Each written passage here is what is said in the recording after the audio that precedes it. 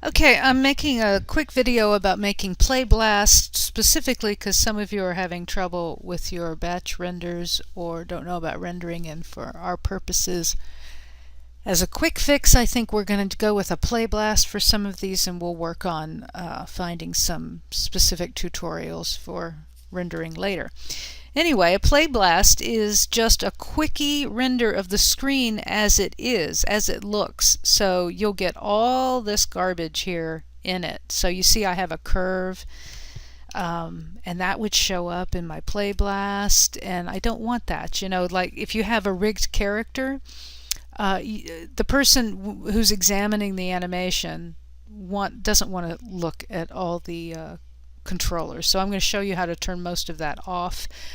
The reason you would make a Playblast in general is to time test your animation, because you can set this frame here, this timeline, playback speed, to play real time, but at max real time play every frame, with max real time play every frame, regardless of how long it takes. That kind of run. Real time is just, no, it's not real time. It may approximate it, but and it's getting better all the time. But sometimes you really need to just make a Playblast and see what you're doing, which is not a formal render, and it's very fast. But we'll give you the animation timing as you need to see it. And when you're in trouble and you have to hand something in, like your bouncing ball, it'd be okay to do it this way. So first thing I want to say is get rid of all the crap that no one wants to look at while they're trying to watch your Playblast. In 2016, they have this new thing here where you can have the Playblast display. I can leave my regular display with everything on it, which is really cool, and just turn off certain aspects. Like I can turn off nerves curves. Now my curve is still showing here, but when I make the Playblast it shouldn't be. Now I haven't tested that yet. So I can also turn it off here so that I can't see it. I can turn off lights and cameras. Again, either place you want to turn them off, because sometimes you'll see the symbol for the camera, the symbol for the lights, and it's very distracting. Anything else you want to turn off, locators, those little crosshairs, anything else I don't want to see. Now doesn't look like I'm able to turn off this display, and I do want to turn that off for the Playblast. So that is, but I like this up when I'm working. That's another video. So let's turn that off. That's in display. It's a heads-up display, that's what it is, polycount. So I'm going to turn that off. I don't like the numbers on the grid. I could go display grid and turn them off, hide the numbers, apply and close, and I can turn off the grid itself. So I can have just my animation, and I had this on at a play every frame speed. And it was just ridiculous. And normally that's, you can't examine that. Anyway, if I right click here on the timeline, you see Playblast. This is what I'm going to make. So again, remember, this is not a real render. It's going to be far lower quality, but the motion and everything is good enough for you to examine your animation. Now, I would like to get a better view of this. Let me turn this on just so I can see where I am in space.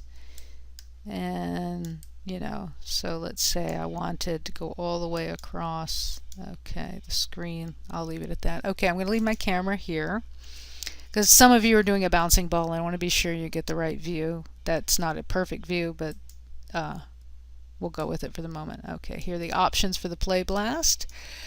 It used to be that you could do a QuickTime. I've taken QuickTime off of my computer because it's got some real security issues that Apple is not going to address, and I have not yet found a substitute for it, one that I could scrub. So You know, that's a problem, and a lot of my assignments say give me a QuickTime and MOV. Well, let's change that now. So right now, just for ease, I'm going to take an AVI. You can do an image sequence and choose what kind of image. Generally speaking, I'd say a JPEG is probably the best thing to use, but I'm going to just do it as an AVI.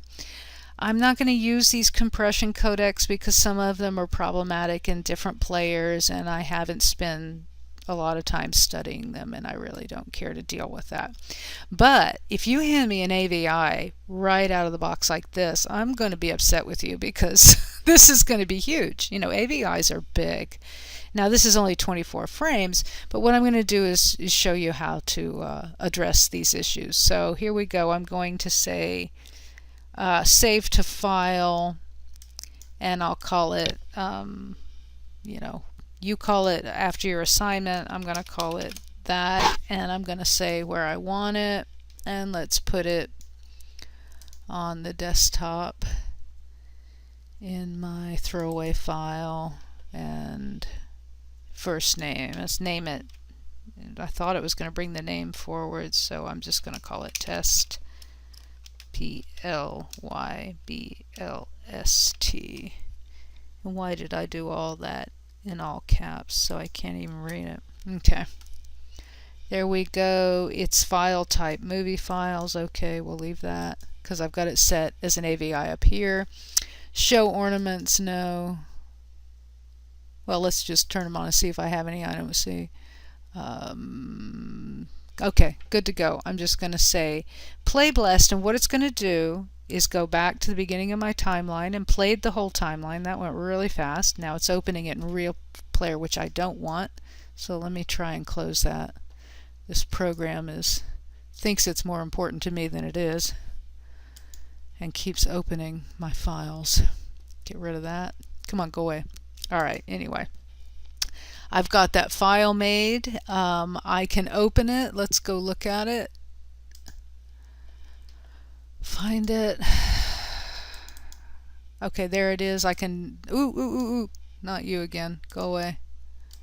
Let me right click and play it. Now this 24 frames is 14 megs. It looks like not a big deal, but some of you try and upload these 50 or 100 or a gigabyte sized files, and it's just, please don't do that for your sake and mine. Alright, there it is. It's playing. That's okay. And this is small enough. I'm not going to give you fits, but you're not going to see anything this small. Your animations are going to be bigger. So here's what I'm going to do. Okay, we're going to use Premiere. It's a lot simpler, and what I'm going to do, I've opened Premiere Pro, and I'm just going to start a new project. I'll do this all over, so don't save any changes. Okay, and when you open Premiere, you'll get this. I'm going to give it a title, Playblast. I've got it put in a particular folder. I'm going to go with the defaults everywhere else. Okay. I get this interface automatically. I haven't opened Premiere a very long time, so this is a default interface. Right clicking here in this project window, import, go get my AVI Playblast that I made, open that, imports the file. I'm clicking on the icon here and I'm dragging it over here to the timeline.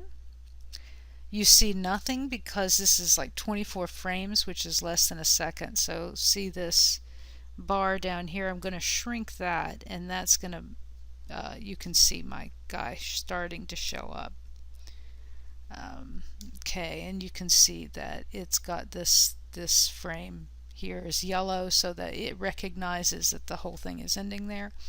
So right out of the box, as quick as possible, I'm just drug it, dropped it, I'm just trying to reformat it, give it some compression. File, I'm going to export media, and up here in these teeny tiny letters, I'm really sorry, but I cannot see this interface. Anyway, right now, like you would have gotten, see, I did this before, so the first time I did it was set at AVI because that's what that is. Um, I'm going to click on this format here and say there's my compression friend h264, and see it automatically. You can see the output name. It changes it to an MP4, which is what we're looking for. I'm leaving everything as it is, and I just click export. It's going to go into that file that I named earlier. Here it is, test play by AVI. I'm going to right click and open it with Windows, and there you are. Okay, so that's a way to get your compression in. Now this particular file is now down to 66 kilobytes, and it was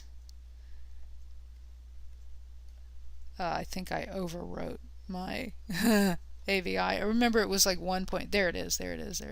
14 megs, and now it's under 1. So, you know, that's really, and you lost no quality.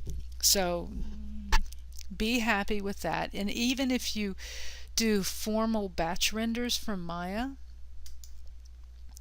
go ahead and bring it in and do that MP4, because I don't believe that we have the settings. Let's just check while we're here.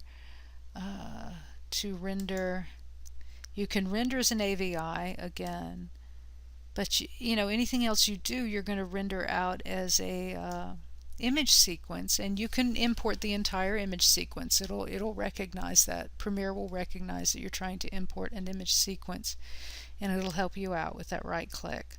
So whatever you set this up to render out as, you can then bring it in to After Effects and reformat it to compressed, so that you can upload it within a reasonable amount of time, and so your teacher won't be upset with you for giving her gigabyte-sized files to download. Okay? All right, I hope that helps. Bye-bye. Stop recording.